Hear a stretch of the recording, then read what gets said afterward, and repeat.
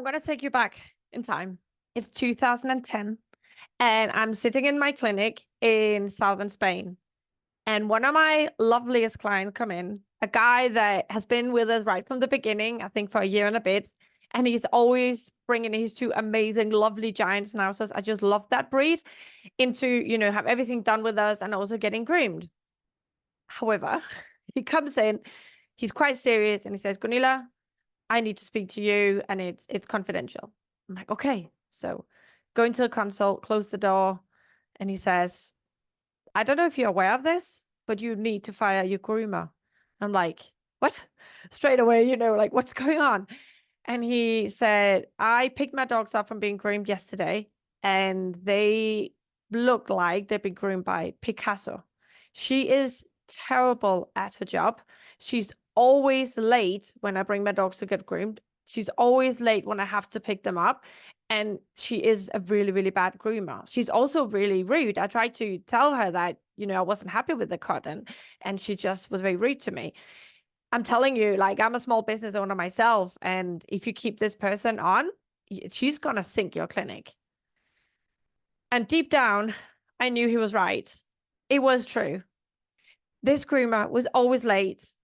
She would like not do her job properly. She would just be bored in the middle of grooming, go out, have a smoke, gossip with other business owners. She would come in and just interfere in anything I or my coworkers were doing and just like interrupt everything and leave the dog, tied to the table, which meant that by the time people would come to pick up the dog from grooming when we closed, she was still running behind and someone would have to stay longer so they could lock up after her.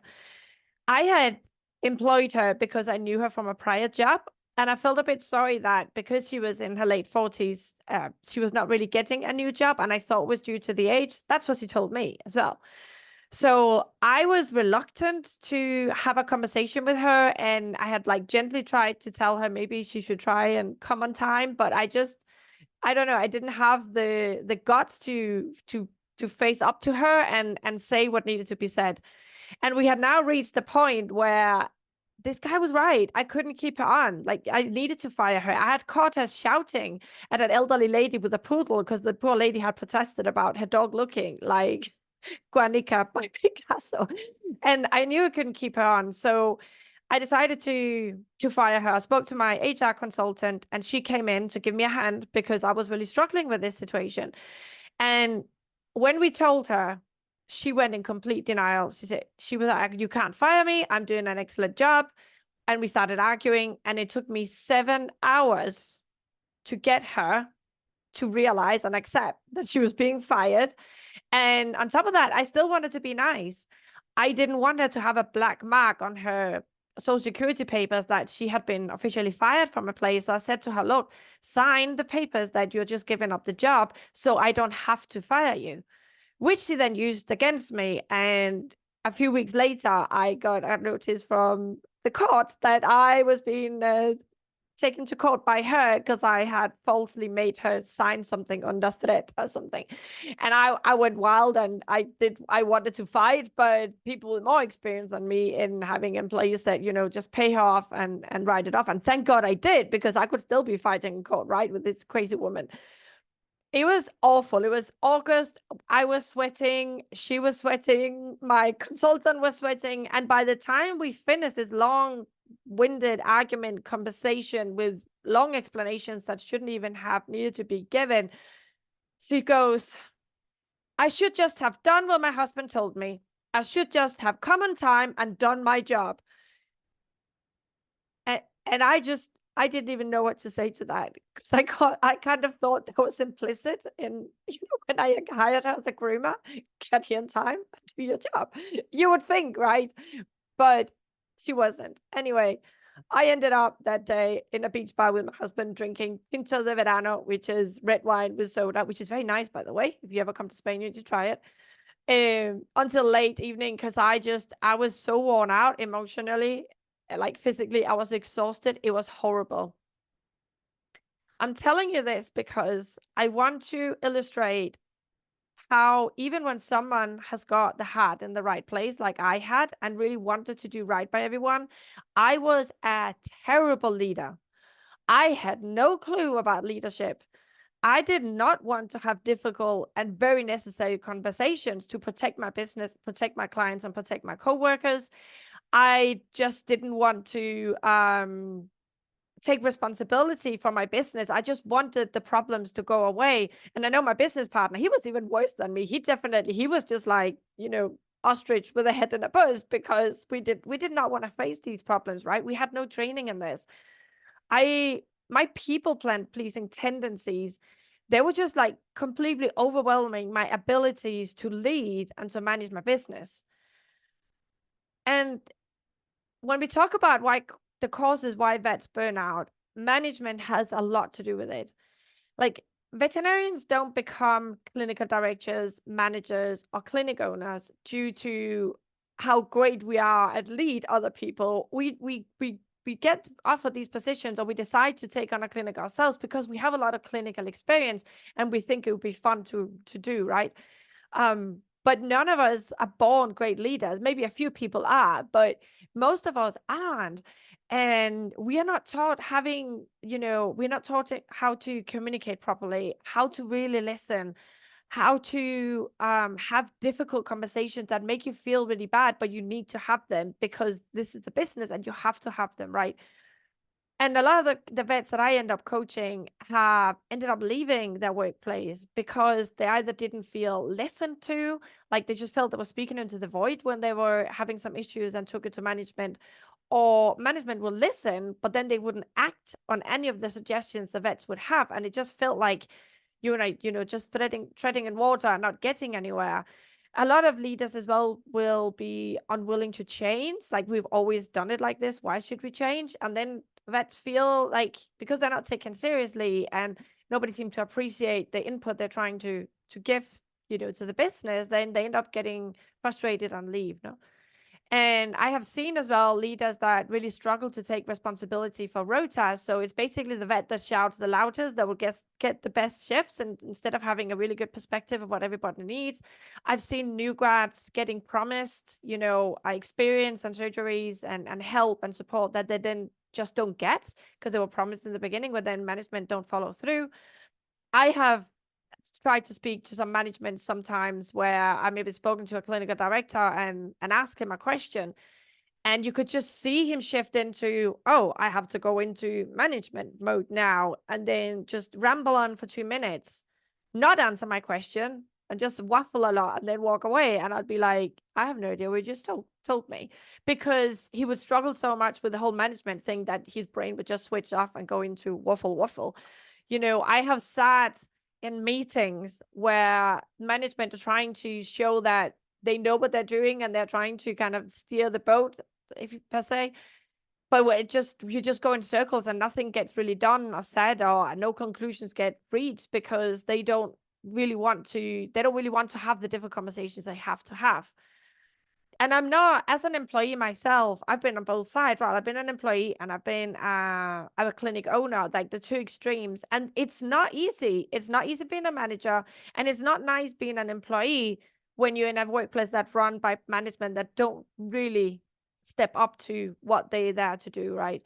And it's not an easy solution. I don't think we can just blame the clinical directors or the practice managers or the clinic owners right there and say, you just need to do the right thing, because who teaches us, right? We come out of vet school and nobody has taught us these things. And I think it's really important that when we are in a leading position, that we realize the huge responsibility of this. If we don't want the employees to get burned out, then we need to manage our own mind for a start.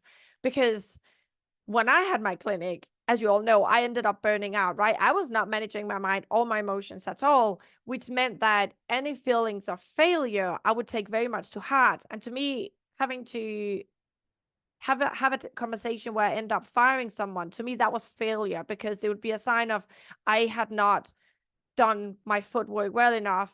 When I employed this person, I should have known to filter them out. So it will be a personal failure. It'll be a failure for them and for the clinic, like for me firing them. And now that I could just not cope with that failure. So I was not managing my own mind, and I didn't want to have uncomfortable feelings. And in order to not have the uncomfortable feelings, I would just push the problems away, and I wouldn't have the difficult conversations. I maybe wouldn't listen to somebody telling me something I didn't really want to hear, because I knew if I really listened, it would meant I would have to take actions I didn't want to take, because they would make me feel uncomfortable. If you are a hardcore people pleaser like I used to be, it can be very difficult to be in management as well, because you want everybody to be happy at all times, and that is impossible. You cannot please everybody all the time. And we know that intellectually, but when you're in it and you have to tell somebody something they don't like, and they, you know, maybe protest or become upset over it, and then you are like, this is my fault, and you take it to heart, it can be very difficult to be in that position. And then we want to avoid it, and then we don't do it, and the problem just grow and grow and grow. The same if you have a toxic workplace, and you don't want to take responsibility for that as a leader, and you don't speak to the people you have to speak to, or you don't fire the one or two persons that are maybe most responsible for this because they just don't fit in.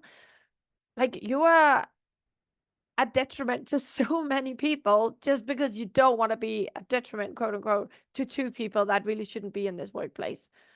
There's no easy solution to this, like I said, but one step towards it is for everybody who go into a leading position, make sure that you get coaching, that you take leadership courses that are worth the weight in gold. Don't just take some online crap or read a book about it, because it is not enough. You need someone that can point out your blind spots and where you're not taking responsibility. I mean, I would give my left hand right now for having had a coach in 2010 when I did not know how to manage anything and didn't, like, least of all, my own mind. So that is a thing management really need to do. They need to make sure they manage their own mind first of all, so they don't have any struggle getting out of people pleasing, have the difficult conversations. If they have to upset people, well, so be it, and then but face it and own that.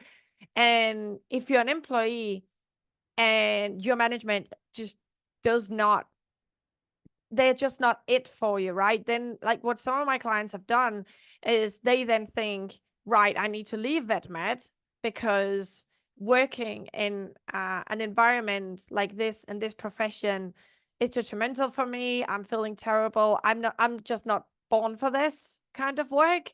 But then when they then get away from the clinic, they get away from this specific management, and they get coached, then they suddenly realize, hey, actually, it's not VetMed there's something wrong with. It's just this specific workplace I was in. They were not valuing me. They were not listening to me. They were not taking anything I said seriously. They were not, like, giving me the rotas I wanted to have. The shifts were terrible, and I didn't get the support that they promised in the beginning, right? And then you can find a new workplace. You don't need to stay in one place if management is just not doing that job, and they are not doing the work on themselves like they should do. Then you can leave. It's an option, right? You can leave that workplace, but you don't have to leave VetMed. You don't have to leave this life either, by any means. It might just be this workplace where management still have to do some work on themselves, or maybe one leader needs to leave and another one needs to come in. As an employee, when management is not, it's not working, they're not giving you the raise you deserve, they're not giving you the rotas you desire, they are not respecting your boundaries. When you say, I don't want to do these shifts, I don't want to work this late, I don't want to see this client because they're rude to me, and they just overrule all that, like, maybe it's just not the place for you. I would advise you as an employee, if your leader is terrible, to first work on yourself and see how much can you grow as a person, as within yourself in your workplace, because there's no better teacher for your self growth, like, as a terrible leader, because you can really practice setting boundaries. You can really practice on your people pleasing tendencies. Anything else that you got going on that the leaders are pushing your buttons on, you can practice that with coaching. The only thing is, if they have now, you're not gone to a level in your workplace where you just can't take it anymore, and you're in a constant state of anxiety, you're constantly taking sick leaves because you just get sick because of all the stress, then I would advise you to leave and just get out, and then get coaching or therapy, whatever you need, and take a break. Get your head in order, like I did, like a lot of my clients have done, and then get back, and then be very critical when you go to interviews, and make sure you interview the leaders there as well and ask the questions you want to ask them. Don't just let them choose you. You have to choose them as well, and you can feel it as well. There's a gut feeling when you go into a place, and you can check out the other people that work there. You can ask them. You can ask them some specific questions to see like where are they at the point, the whole difficult conversation and boundaries thing. Don't just, fall for whatever they tell you, pretty words, because obviously in the interview is one thing, and then when you get to work for them, it's another. Like, well, how are you gonna follow this through if you're promising me this? And how can I make sure that you're not gonna put more hours on me that I want? And is there flexibility for whatever, really interview them, be critical, and ask the questions you want to ask to make sure that the work you go into, if you have had to take leave because of stress, that the workplace you go into have leaders that will step up, that will take, the management they need of their own mind, that will take feedback from you when you're not happy, and they will take it, to heart and do something about it. And you can do this by interviewing them, and also by interviewing the workers that are already there, and get a sense of the overall, being. And also, nothing is written in stone. When you go into a new workplace, I think most places you would have like a 3-6 months probation period, but that's for you as well. It's not for them to measure you. It's also for you to see, do I feel good here? Is this a great place for me to be? And sometimes we do that with my clients, and then we are coaching as they start in the new job, and then they can work on their mind at the same time, which means that they will have a really good idea of, is it just me that now I'm traumatized and everything just triggers me, or is it actually the workplace has something wrong, and I just don't fit in and I should find another one? And there's nothing wrong with that. The big thing here is we only have one life. There's no dress rehearsal. It is not worth being in a workplace where management is just not up for the job, where management is not willing to do the work on themselves, where they're not willing to have difficult conversations with you or anybody else that need to have them, even with clients, with management that are not willing to fire clients that just overstep all the time. It's not worth being in a place where you don't feel valued, where you don't feel good, you're stressed, you drive home crying, you drive to work crying. It's just not worth it. I would really encourage you to make the changes you need to make if you're an employee and you don't feel your workplace is for you. And as to all the leaders out there, speaking from a leader that did a terrible, terrible job when I ran my own clinic and learned from it and moved on, and now I've received a lot of coaching, a lot of leadership training. Manage your minds, manage your own emotions. Don't borrow your head in the sand. Have the difficult conversations. Be okay with upsetting people. Be okay with not be the Mr. Nice Guy all the time. And take responsibility for your actions. Be open and willing to change, and be open to listen to feedback, and really take it to heart, but not taking it personally. There's a big difference. Here's to a better era in VetMed through a lot better management in VetMed. And I hope we all can push for it a bit here and support each other. And if you want any coaching on this, either as an employee or as one of the leaders that deep down know that they're doing a terrible job like I used to, then by all means, reach out for free consultations. The link is in the show notes, and I would love to speak to you and see what your experience is. Bye.